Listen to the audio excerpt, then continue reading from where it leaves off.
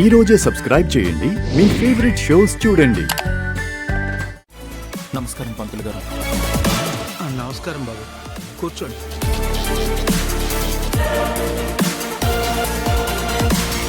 నాకు పెళ్లి ముహూర్తం పెట్టండి. అది కూడా నా పెళ్లి 2 రోజుల్లోనే జరిగిపోవాలి. ఏంటయ్యా అంతా మీ ఇష్టమేనా? ఇంకో 2 నెలల దాకా మంచి ముహూర్తాలు లేవు తెలుసా? ముహూర్తాలు లేనప్పుడు మరి ఈ పెళ్లికి ఎలా ముహూర్తం పెట్టారు?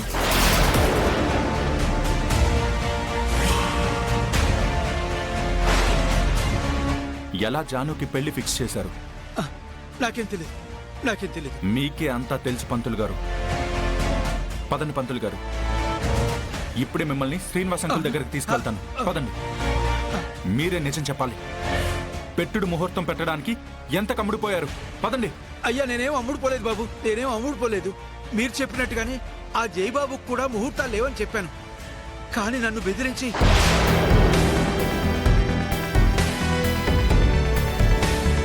ఈ వారంలోనే జానుని పెళ్లి చేసుకోవాలి. ఇంకో 2 నెలల దాకా పెళ్లికి మంచి ముహూర్తాలే లేవు. అది కాదు పంతులు గారు, అసలు మీ ఇద్దరి జాతకాలే కలవటం లేదు.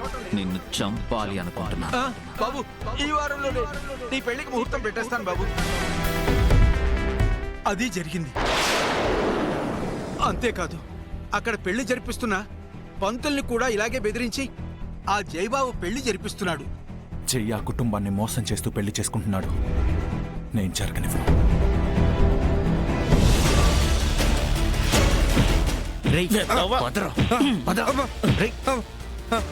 రే ఏమైందిరా?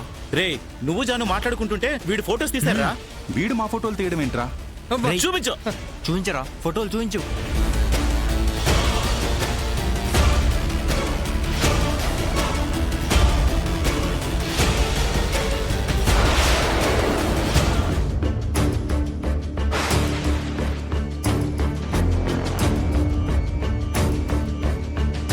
మా ఫోటోలు ఎందుకు తీసావురా? నేనేం కావాలని తీయలేదు బాబు, సార్ తీయమంటే తీశాను.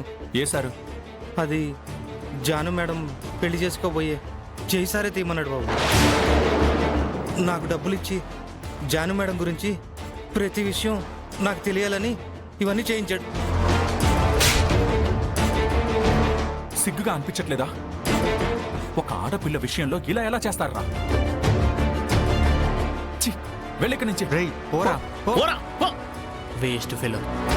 రే జాతకాలు కలవకపోయినా కలిసినట్టు నమ్మించి, ముహూర్తాలు లేకపోయినా పెట్టుడు ముహూర్తం పెట్టించి జై పెళ్లి చేసుకుంటున్నాడు రా. వాడితో పెళ్లి జరిగితే జాను లైఫ్ స్పాయిల్ అవుతుంది.